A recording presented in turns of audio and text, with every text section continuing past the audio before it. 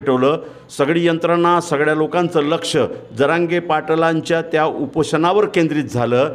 सन्माननीय मुख्यमंत्री एकनाथजी शिंदे यांनी येऊन जरांगे पाटलांचं उपोषण सोडविलं आणि 40 दिवस मराठा आरक्षणासाठी मागून घेतलेत।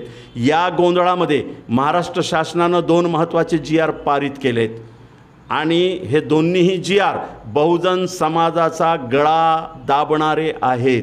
पहिला GR 62,000 सरकारी शाळा खाजगी कंपन्यांना देण्याचा करार, खाजगी कंपन्यांना देण्याची सहमती महाराष्ट्र शासनानं दिलेली आहे।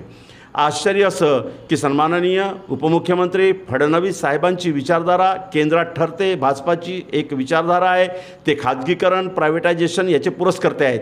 परंतु महाराष्ट्राचे मुख्यमंत्री सन्माननीय एकनाथजी शिंदे आणि उपमुख्यमंत्री अजित पवार साहेब हे महात्मा ज्योतिबा फुले, छत्रपती शाहू महाराज, डॉक्टर बाबासाहेब आंबेडकर यांच्या विचारांशी जुळलेले आहेत असं आपण जर मानलं तर यांनीही याला सहमती दिलेली आहे।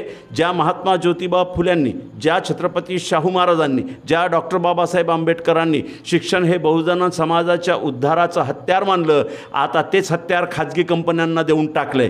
62,000 या महाराष्ट्रातील सरकारी शाळा खाजगी कंपन्यांना जातील। खाजगी कंपन्यांचे कायदे तयार आहेत। या कायद्यानुसार एकदा खाजगी कंपनी शाळा चालवायला जर घेतली तर त्यामध्ये महाराष्ट्र शासनाच्या शिक्षण विभागाचे किंवा नोकरी भरतीचे नियम लागू होत नाही, तिथं आरक्षण लागू होत नाही, तिथं रोस्टर लागू होत नाही आणि खाजगी कंपन्या ज्या शाळा चालवत असतील त्यांचे नियम तयार करण्याची मुभा त्यांना आहे आणि ते जे नियम करतील त्याच्यात महाराष्ट्र शासनाला किंवा शासनाला हस्तक्षेप करता येत नाही। मग पगार किती असेल ते ठरवतील, कंत्राटी पद्धतीनं शिक्षक भरती करतील, त्या कंत्राटाची मुदत 5 वर्ष, 2 वर्ष, 3 वर्ष, 10 वर्ष जे काही असेल ते ठरवण्याची जबाबदारी कंपनीची। यात शासनाला हस्तक्षेप करता येत नाही। GPF नसेल, पेन्शन नसेल। एक लक्षात घ्या केवढा मोठा घोळ घातलेला आहे। आम्ही सगळे OBC भांडत आहोत महाराष्ट्रामध्ये आपापलं आरक्षण वाचवण्यासाठी। महाराष्ट्र सरकारनं मागच्या दारानं GRच आणलं की 62,000 म्हणजे एका शाळेमध्ये किमान जर 10 शिक्षक जर आपण निश्चित केले तर 62,000 शाळांमध्ये 62,000 शाळांमधले सगळे शिक्षक हे आता खाजगी कंपन्यांचे नोकर असतील। आणि ह्या कंपन्या कुणाच्या? या कंपन्या आमदारांच्या, खासदारांच्या। यांनी आधीच या कंपन्या रजिस्टर्ड करून ठेवलेल्या आहे। आम्ही गुंतलो होतो मराठा आंदोलनामध्ये आरक्षण मिळावं की न मिळावं याच्यासाठी आणि यांनी हा कायदा पारित करून टाकला, हा GR पारित करून टाकला। जे कंपन्या आहेत या कंपन्या शासनाच्या 62,000 शाळा दत्तक घेणार आहे। म्हणजे काय करणार आहेत?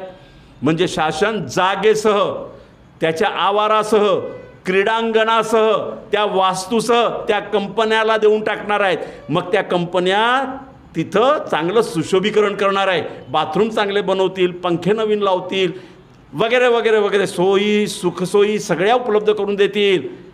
मग प्रवेश फी ठरवण्याची जबाबदारी कोणाची? प्रवेश फी ठरविण्याची जबाबदारी कंपनीची।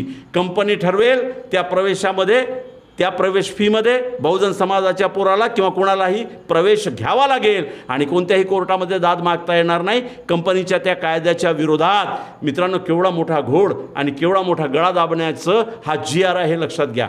आणि दुसरा महत्त्वाचा GR ज्यामध्ये दुसऱ्यांदा आरक्षण संपुष्टात आणले तो म्हणजे या महाराष्ट्रातील 85 संवर्गातील सगळी पदे खाजगी कंपन्यांच्या माध्यमातून भरण्याचा दुसरा GR महाराष्ट्र शासनानं पारित करून घेतला आहे। या 85 संवर्गातील उपसंवर्ग 138 आहेत।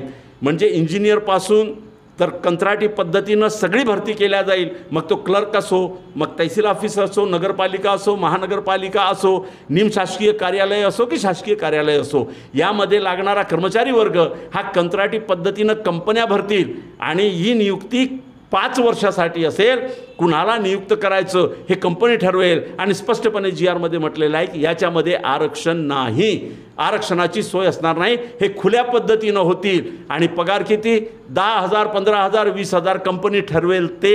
एकीकडे आरक्षण वाचवा म्हणून आम्ही भांडतो आहोत, आरक्षण मिळावं म्हणून आम्ही भांडत आहोत, दुसरीकडे संविधान प्रदत्त सगळी व्यवस्थाच उद्ध्वस्त करण्याचा घाट या महाराष्ट्रामध्ये घातलंय आणि त्यात ते यशस्वी होत आहेत मोठ्या प्रमाणात। पूंजीवादी वर्ग आणि सत्ताधारी वर्ग यांच्या यांची जोडगोडी किती मस्त झालेली आहे हे तुम्ही पहा. 200 वर्ष या भारतावर इंग्रजांनी कंपनींच्या माध्यमातून, कंपनी राजच्या माध्यमातून राज्य केलं आहे.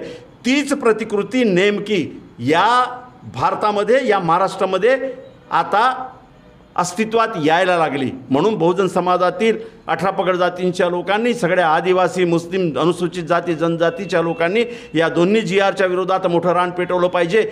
खाजगी शाळा ह्या नफा कमवण्यासाठी असतात आणि नफा कमवण्यासाठी फीस द्यावीच लागते, हा सिद्धांत सुप्रीम कोर्टानं एका निकालामध्ये जाहीर केलेला होता. आणि जेवढा पैसा या खाजगी कंपन्या ओततील त्याची वसुली विद्यार्थ्यांच्या प्रवेशाच्या किंवा ट्युशन फीसच्या माध्यमातून ते घेणार आहेत. आरक्षण संपलं, शिक्षण क्षेत्रातून आरक्षण संपलं, 85 संवर्गातील आरक्षण संपले. आता याच्या विरोधात सगळ्या बहुजन समाजाने महात्मा ज्योतिबा फुले, छत्रपती शाहू महाराज, डॉक्टर बाबासाहेब आंबेडकरांच्या नावानं आरोळी ठोकत जन आंदोलन उभं करणं हाच एकमेव मार्ग आहे.